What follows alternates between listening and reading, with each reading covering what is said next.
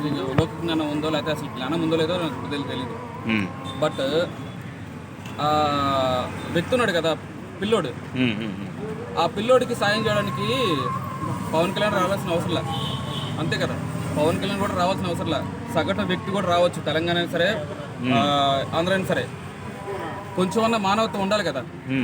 ఇంకేసి తెలిస్తే మనకందరికీ తెలియదు కాబట్టి పవన్ కళ్యాణ్ తెలిసింది కాబట్టి వచ్చాడు.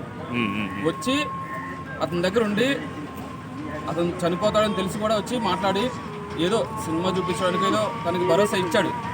తనకు భరోసా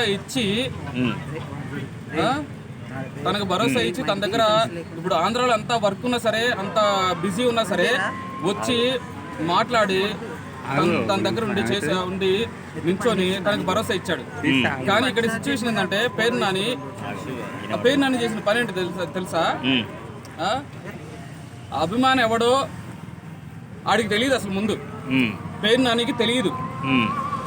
ముందు ఆ పిల్లోడు ఎవడో చూడమనండి, చూడకుండా ఏం లేకుండా ఇష్టం వచ్చినట్లు వాడెవడో పిలిచాడంట, ఈడు వెళ్ళాడంట.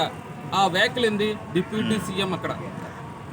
అక్కడ డిప్యూటీ సీఎం, ఆడమ్మ మొగుడుగా సంబంధం లేదు, డిప్యూటీ సీఎం అక్కడ. ఏంటి ఎవడైనా నాకు సంబంధం లేదు, డిప్యూటీ సీఎం అక్కడ. సరే సగటు మనిషికైనా తెలిస్తే, ఆ పిల్లోడు సిచ్యువేషన్ తెలిస్తే ఖచ్చితంగా ఎవరికైనా కన్నీరు పెట్టాలనిపిస్తుంది. ఏంటి అట్లాంటి సిచ్యువేషన్ లో పవన్ కళ్యాణ్ మాట్లాడాడు. మాట్లాడితే పేరు నాని ఏం మాట్లాడాడు? వాడెవడో పిలిచాడంట, అన్నయ్య పిలిచాడు, అన్నయ్య నాకు బాగలేదంటే తమ్ముడు నేను వస్తానని పిలిచాడు. సరే పోయాడు, పవన్ కళ్యాణ్ వెళ్ళాడు, మాట్లాడాడు. అక్కడ తప్పేంటి? అక్కడ తప్పేంటి చెప్పండి? ఏం లేదు. పేటీఎం బ్యాచ్ కాబట్టి వాడు ఇంకా పదవులు ఉన్నాడా?